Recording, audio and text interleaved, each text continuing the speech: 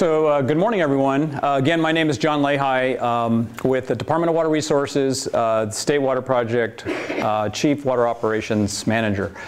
I thank you for the opportunity to present to you the kind of the details of this winter operations plan that we have for Lake Oroville for this coming winter. So this is a plan that is specific to this winter and this winter only. And the reason it's specific to this winter is it takes into account the partial restoration that the spillways are currently in. So we're about halfway through our current construction with Kiewit in terms of restoring that gated spillway back to its previous condition with updated design, obviously, from the February 7th event. So the reason for this this plan was we needed to assure, we submitted this plan on Monday of this week to the Federal Energy Regulatory Commission and the State Division of Safety of Dams. And this was to, and also we're going to be relaying this plan to the Corps of Engineers.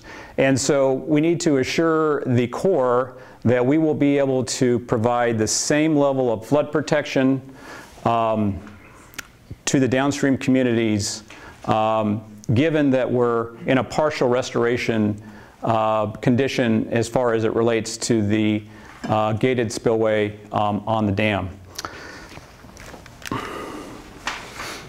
So again, this is to ensure dam safety. So the federal government invested in Oroville Dam back when it was first constructed to provide a certain level of flood protection for the downstream communities.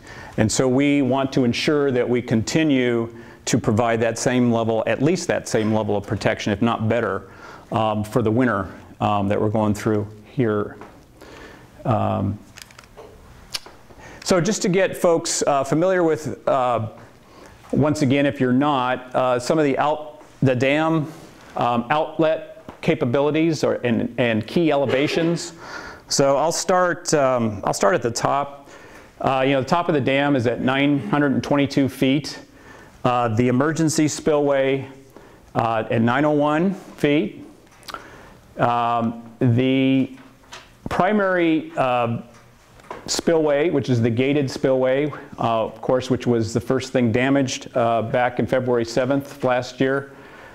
The sill of that, this is kind of a key elevation that I'll refer to back later.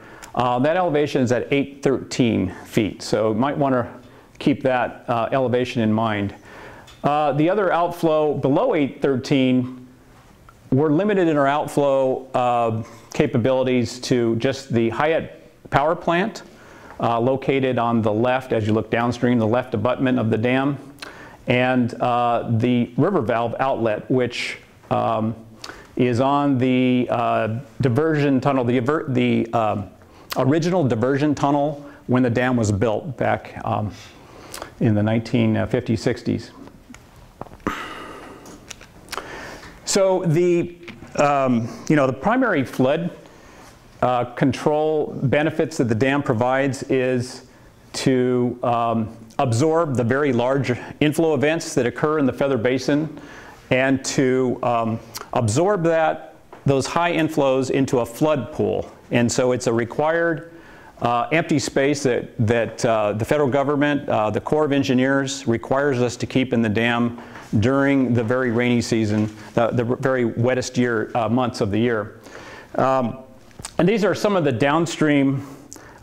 We need to release the flows from the lake in a way that does not exceed the levee channel capacities downstream. And so these are some of the key requirements in terms of flows not to exceed downstream. You can see on the Feather River itself at Yuba City that 180,000 CFS. Downstream of the Feather-Yuba confluence, the total is 300,000 CFS. So this would be a combination of the flows on the Yuba River with the flows on the main stem of the Feather. So we have a very important coordination with the Yuba County Water Agency in terms of during the very wettest seasons. We need to coordinate those releases so that we don't exceed these downstream flow capacities in the channel. And you also see there down at Nicholas, 320,000. Now out of the lake itself, for the most part, the flood control, the existing flood control manual through the Corps requires us to not release more than about 150,000 CFS. So that's the goal for flood control, is to limit those releases to no more than 150,000, except for very special events. So the objectives of the plan that we put together, and the time frame for this plan is starting in November this fall, and it covers the period through the entire rainy season until April of 2018. So the objective of the plan is to avoid or to limit flood control spillway releases above 100,000 CFS. So that's less than what is required under some conditions under our existing flood control manual. And it's also to avoid using the emergency spillway. So avoid getting the lake up to that elevation 901. Now, if we follow the existing rules call for releases as high as 150,000, and under some conditions, passing the design flood would take us up to 901. So what we want to do is avoid both of those things as part of the strategy that we've put together for this coming year. And so the way that we are able to accomplish those two objectives is we're going to provide an enhanced flood pool. So we're essentially going to double the empty space that we're going to be targeting through most of the winter to absorb those very largest storms. It's about a 75% increase by volume. It's about twice as deep in terms of elevation. So rather than like 848 foot elevation under the existing rules, we're going to target something closer to 800 feet in the lake. We're also going to target, even at lower elevations, we're going to operate at a more aggressive release strategy from the Hyatt power plant.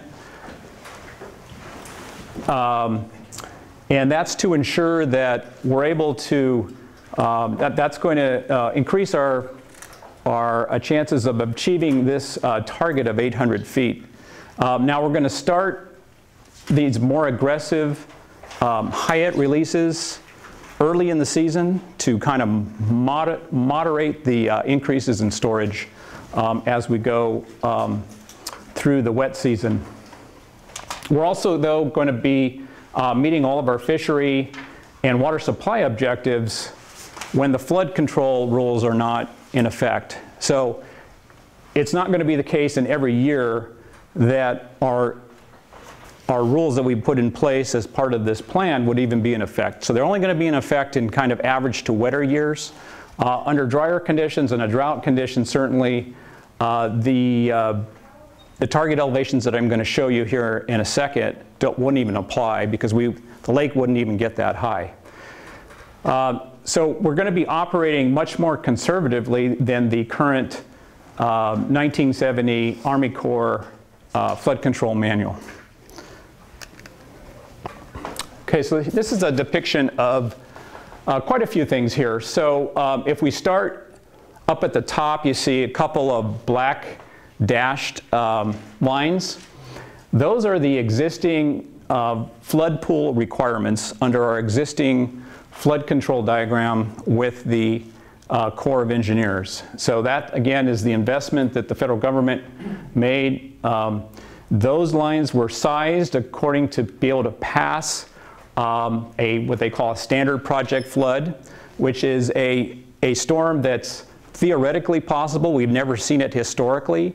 It's a storm that's much bigger than anything this basin has ever seen, but it's the metric on which the flood control requirements were designed.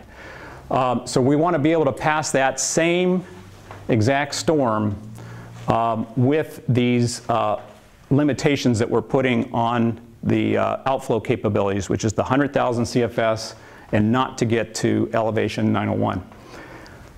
So the purple dotted line here, this is the enhanced flood pool, and you can see the months across the bottom there. Again, this plan covers from November through April, and so that 800-foot elevation was sized to, again, to be able to pass the standard project flood. That flood pool would fill up during an event like that, but it would be slowly released downstream, not to exceed, in this case, 100,000 CFS downstream, which is actually less than the current requirements, which is at 150,000 CFS downstream. Now, under wetter years, one thing that's important to note on this is you see that solid blue line there. That is the very bottom of the gates, or the sill of the gates for the gated spillway. Okay, and that's where we get most of our outflow capability out of the lake, is on the gated spillway. The targeted storage elevation is actually below that.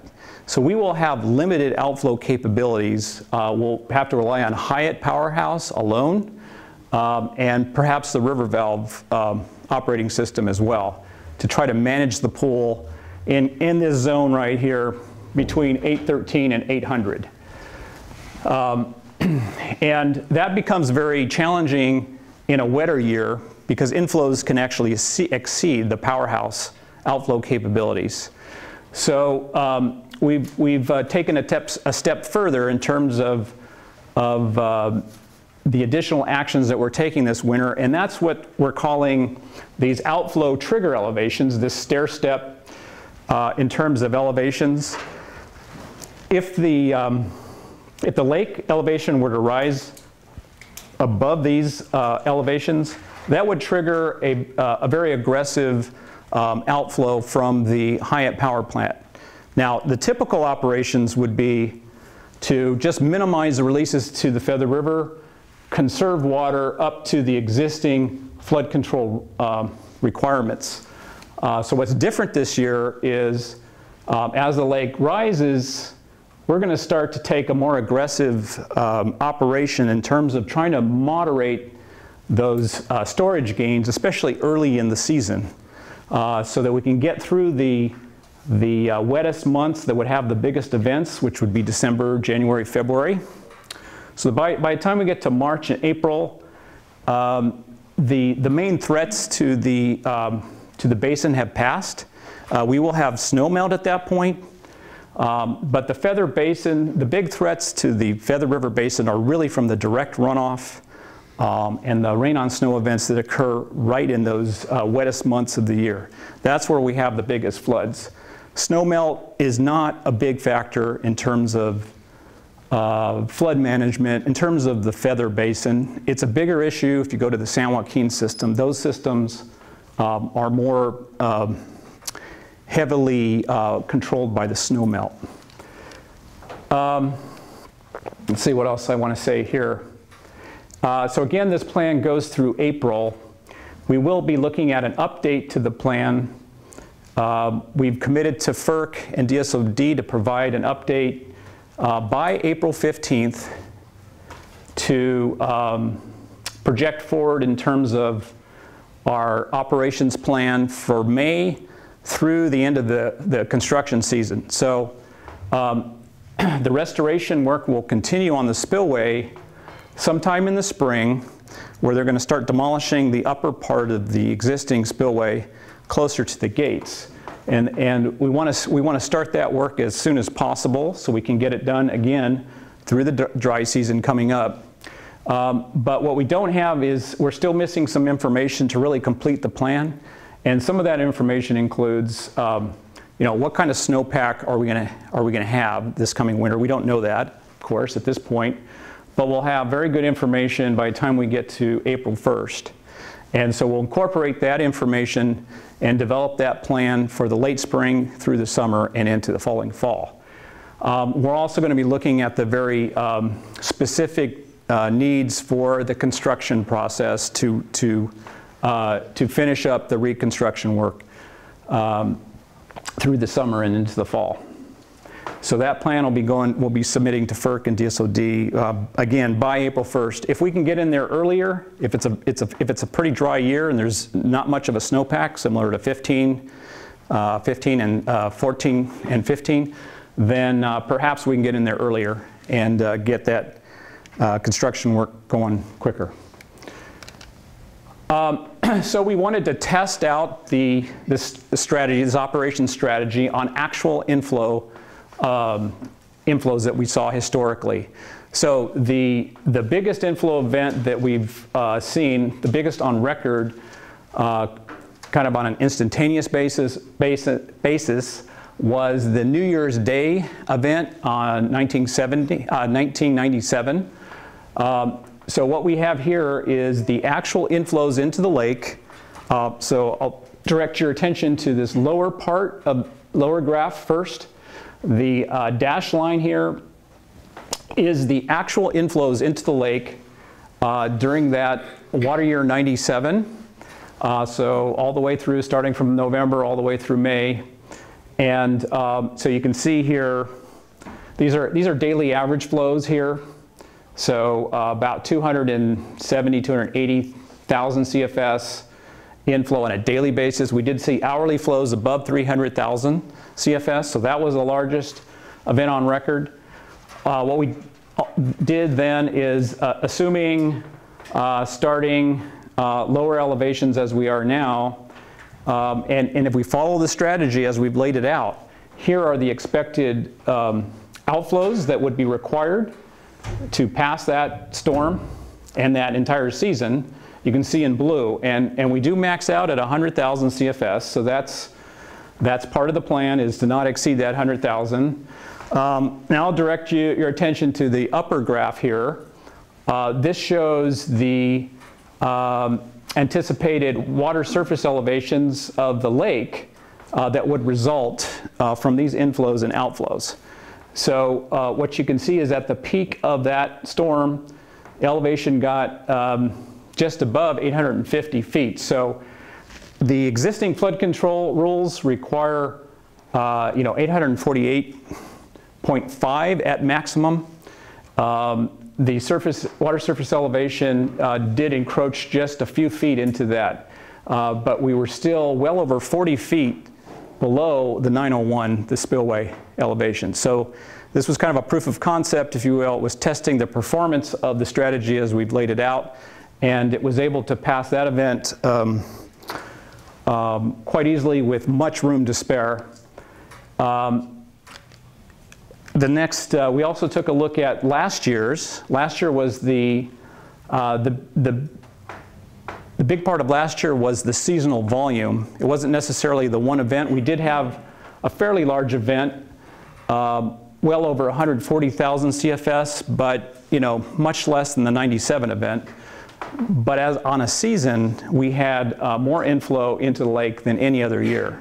So we also tested the strategy under this type of year. And again, we do max out at an maximum outflow of 100,000 CFS for a handful of days.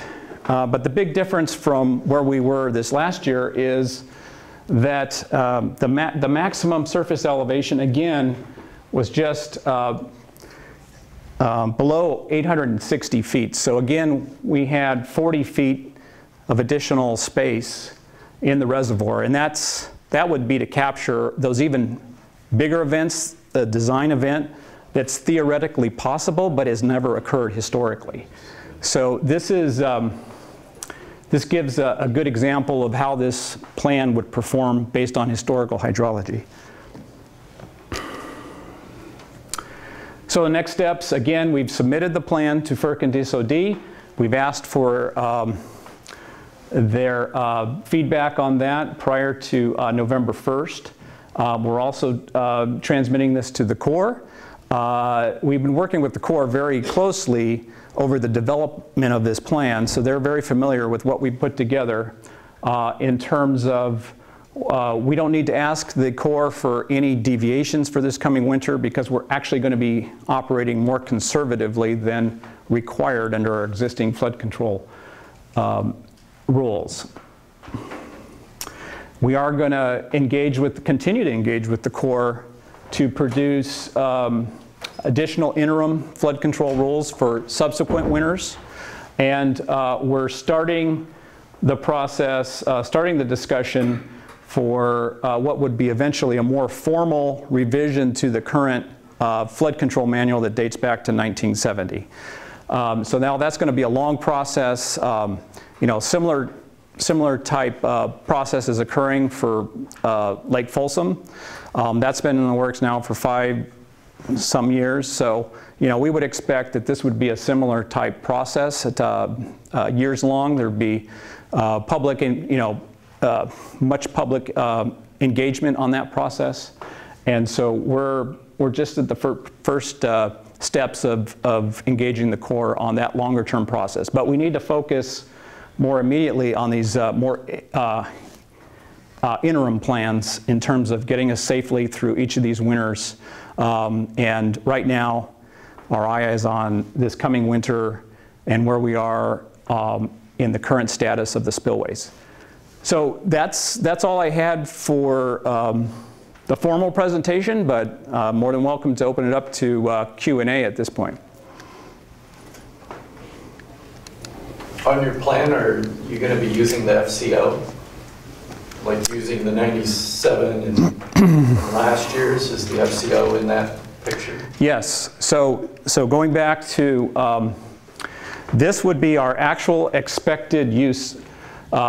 Anything over the capacity of the powerhouse is going to vary, but assuming the 5 out of 6 units available this winter, we've got a maximum capacity of somewhere between 14 to 15,000. So any outflows that we see above that level required the use of the FCO. Now again, these are the wettest years that we've ever seen. So there's many years where we could go through a drier, maybe to average year where we might not need to use the FCO at all. But in the wetter years, undoubtedly, there's no getting around it. We would have to use the FCO, but to a limited capacity, up to the 100,000 CFS. And the FCO will be in a condition that additional damage wouldn't happen if it's used? That's right. That's right. That was the whole point of this first part of the construction, is to get us in this kind of intermediate state. It's not where we want to be at the end, but it's certainly safe to move at least 100,000 CFS, and that's a conservative number, and that's the desirable rate. So that's why we've devised the whole plan to try to stay below 100,000 CFS. The original capacity of the FCO was 270,000. So, but that we wouldn't have it back in that condition until the end of next year, the end of the construction. Seems like the levees are the limiting factor. And the levees would be that's an over design, but that's the levees downstream. Again, 150,000 is the key. We want to stay below that rate. Yeah.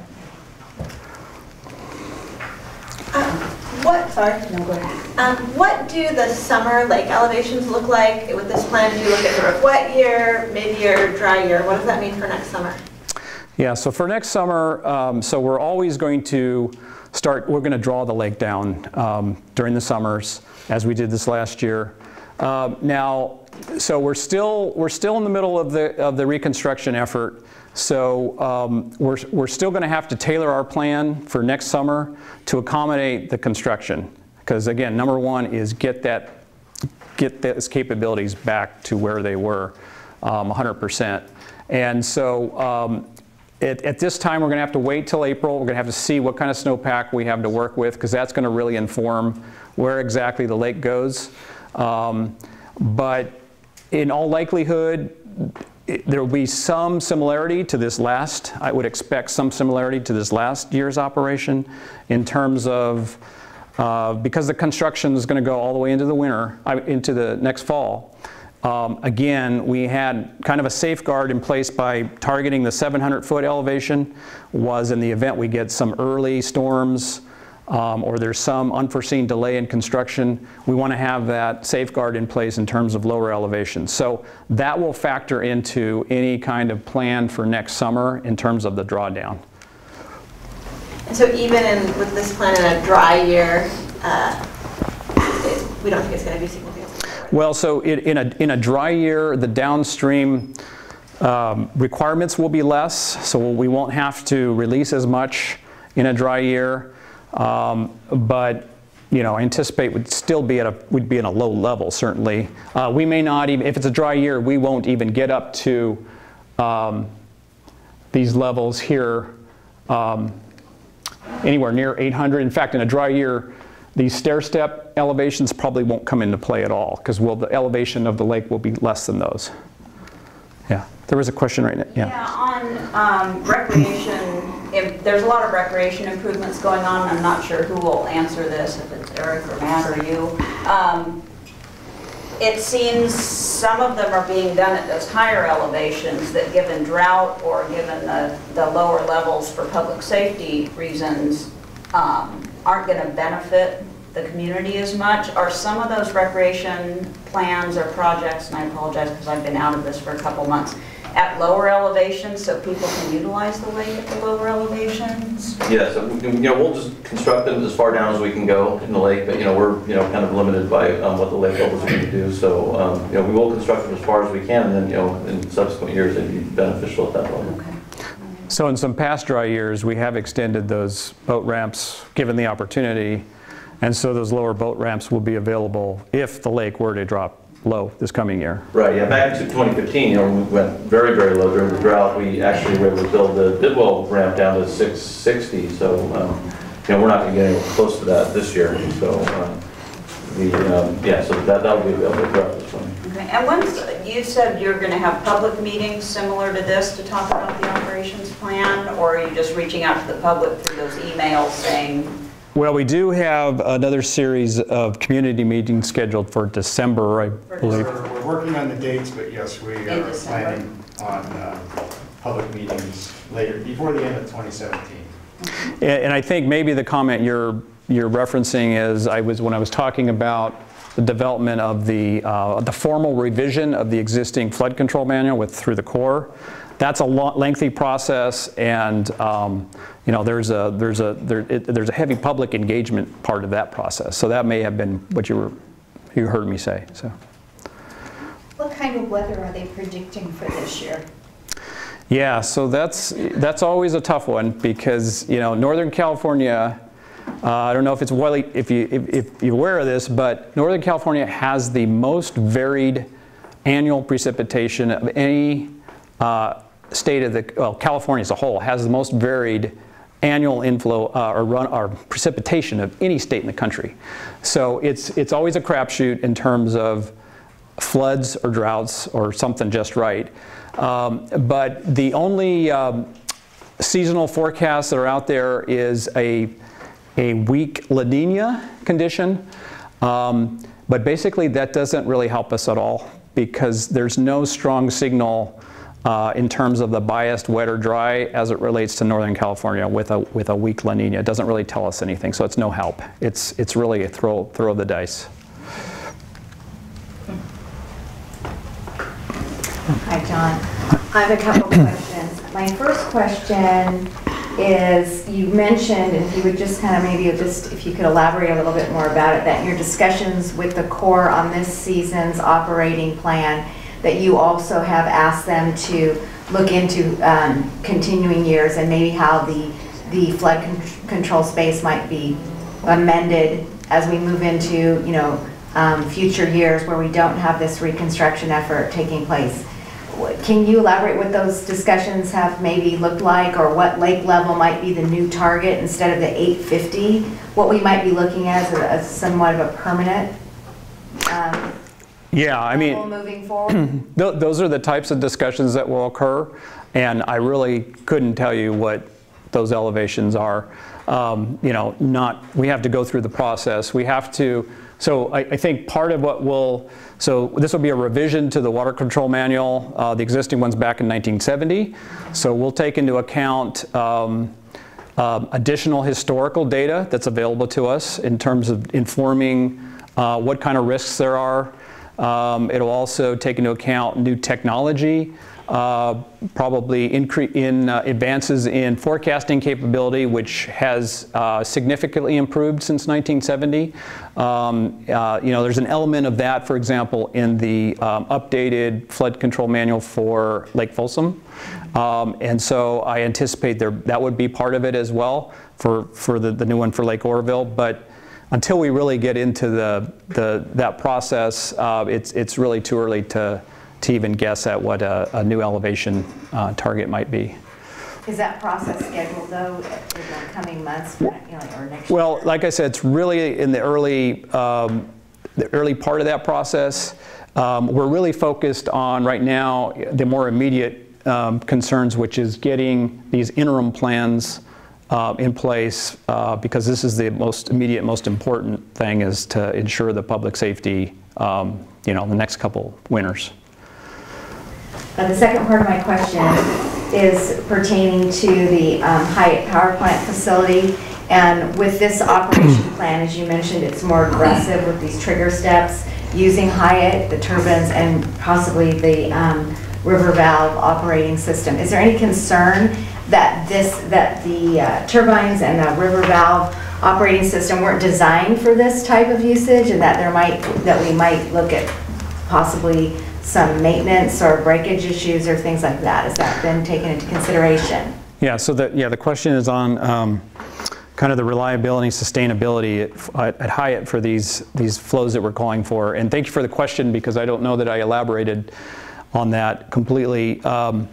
So these more aggressive outflow targets that are triggered by that stair step, those are going to be at a rate, it's aggressive, but it's not Hyatt full out. So for example, it triggers outflow of 10,000 CFS, which does not require the full plant to be running. It doesn't require all units to be running continuously. So it's a more sustainable, reliable, to maintain the reliability of the units, because we know how important Hyatt power plant is for most of the season, certainly for other purposes and for flood control, when we're not up at elevations where the spillway can handle flows.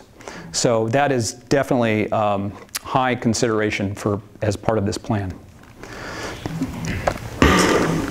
Question back here. Real quick, so drainage systems or flood control facilities are designed for a certain event, 100-year event, 500-year event. You said a couple things that just like some clarity or perspective. Sure. The theoretical flood event for Oroville Dam is what? What is the size of it? Yeah, okay, so the standard project flood, it's a specific flood in its shape and its pattern, but it roughly, you know, depending on the duration, because these return periods apply differently depending on the duration, whether it's a hourly, daily, 3-day event. But it's roughly around a 200-year event, the design flood, but it varies depending on what duration you're looking at. So that's the kind of event that the existing investment for flood protection was designed around. Okay, and then the the New Year's Day '97 event was what? So that was about that was roughly 1 in a 100-year event. So something much rarer than that. About half of what it was designed for, the dam itself. Yeah, so to give you a perspective there, so again I said at least the hourly inflows were about a little over 300,000 CFS in the New Year's Day event. The design flood here is 450,000 CFS, so about 150% larger event than what we saw on New Year's Day. Yeah. And then one other thing, you can go back to the first slide that I was on, where I walked in on, it was a list. That screen right there. Second bullet point, avoid using the emergency spillway. So So when I got here in the city, or in the community, it's been said that the emergency spillway was never going to be used. DWR said that the emergency spillway was never going to be used. That statement is almost saying the same thing, and I think you need to avoid saying those kind of statements, meaning you're going to try to avoid the emergency spillway at all costs. Right? And I think you need to say that, not avoid using the emergency spillway. Because, it's for credibility purposes. You don't, it's an emergency spillway because it's designed as the emergency spillway. You don't change the name of it to the auxiliary spillway 50 years later, because on the original plans, it was called the emergency spillway. I just think that's a problem. Yeah, I mean, I guess it depends on your perspective there. I mean, the objective of the strategy is to avoid emergency spillway. Now, I will say that the plan also discusses, well, what if we get larger events, even more rare event than a 1 in 200 year? So, that lays out more of a process, but I think it's safe to say that although our desire is to stay below 100,000 CFS, they've run hydraulics calculations on the interim design of the spillway, the RCC, and it can handle up to 150,000. We're going to try to avoid flows over 100,000, and so that's part of the strategy as well. If we are faced with a bigger event, the contingency planning strategy that covers us in the other 0.5% of the cases would have us increasing that FCO release above 100,000 if necessary to avoid going to 901. So we would be, what we've laid out at least in the contingency is to go up to 150,000 if necessary for these much rarer events to avoid hitting 901. So that is laid out in the plan as well. Okay, and then just to hit on the subject, can't do anything about this year. But the question about the high power plant, can it handle it? It would really be important if you had a second set of gates that could operate a redundant system so that you could deal with the spillway being broken. I know that you can't do anything about that this year. That really needs to be thought about at a higher level and really just to help you or help this facility. Yeah, and so, we're looking at a comprehensive needs assessment, and so that's exactly the kind of thing we're going to be thinking through over the next couple years. Is what kind of capabilities do we need out of this lake? So, and there's going to be a lot of interplay with the development of the new operations rules, because it's kind of back and forth in terms of what's our outflow capability and what are the rules that we'll need to operate to. So it's going to be sort of an iterative process I can see moving forward in terms of what ultimately we end up with in terms of the actual operations. So I'm with the City of Oroville, so we're going to continue to tell you that as often as possible. Yep. Matt Murray comes to our council meetings now and he's heard us say that, so just think it's an important thing to keep. Absolutely agree. Yep. When you're developing these operation strategies, or like this one, so what degree does the recreational usage come into the conversation? Well, certainly for this plan for this year, it's public safety, it's dam safety is absolutely number one. All other considerations are secondary. I mean that's always the case, but certainly we've got this additional layer in terms of the spillway status. So that's what we're dealing with. We can have projections on where lake elevations are going to be this coming summer and fall, but we won't have those until we get into the spring. If there's ever any flexibility within meeting the other purposes of the project, we can certainly see where does recreation fit into that. But it's definitely, is a second or third thought. Because with the target, the enhanced full flood elevation target of 800 feet, that's basically your target. You don't want to go over that, so you might not even get to 800 based on the inflows and the weather season that we have. And just, 800 feet to start out the season, if you were at 800 or just even slightly lower, is much lower than where we started out this recreational season.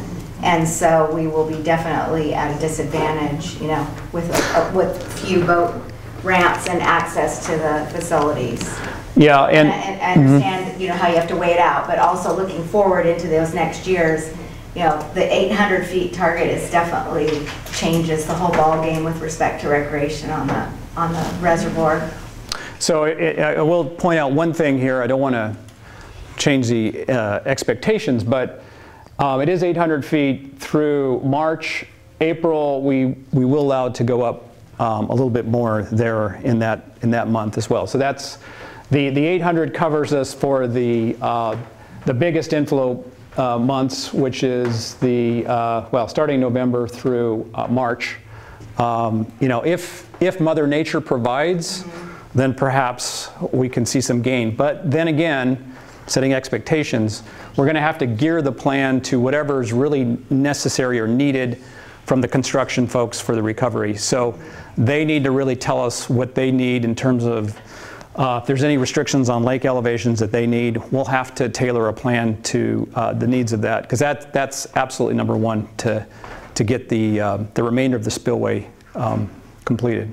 Well, anything less than 805 feet is where everything starts dropping off drastically. And we were with the Kiewit construction plan this year, the lake was able to stay at 805 or roughly there for, through July 10th, which at least got the lake through the, you know, July Memorial Day season and 4th of July. Yeah, so that's, you know. That's a big number, 805. 805, right. And so that was, and actually we heard that, and that was, you know, I talked about if there's any flexibility, we were trying as much as we could to accommodate that as long as we could, but without jeopardizing some of the other key purposes of the project, and that includes, you know, downstream for fishery and for other purposes of the project. So. Right, recreation is a big part, also part of the licensing agreement. Yeah. Too. Thank you. If you're expecting events that would require you to go to 150 CFS, our levies won't handle that, will they? They should, yes. In fact, the downstream levee capacity is slightly greater than that. So that's a more conservative number. That's the number that's used in the current Corps manual that we have to operate to. And so again, we're actually trying to avoid anything above 100,000. So in some respects, this plan would be more conservative, result in lower flows than we typically would under just operating to the existing flood control rules as is. I had a question on the Department of Fish and Wildlife. We understand that John and public safety are number one, but with the frequency and duration of these outflows that are going to be at trigger point and elevations, those outflows are largely unknown and how they're going to be released. My question for you is, this can create very variable flows in the Feather River that has effect on fisheries.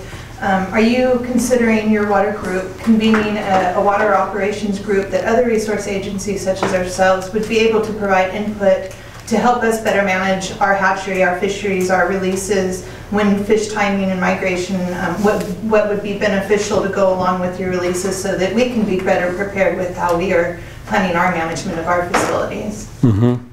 Yeah, I think we're going to plug into some existing groups, and maybe Eric, you can help me a little bit with this. But we've got the existing coordination groups with the fishery, and you know, certainly because of the changed conditions for this year, we're going to want to have increased frequency of that feedback in terms of what our expectations are. So I think there'll be some engagement. I don't know, Eric, is there?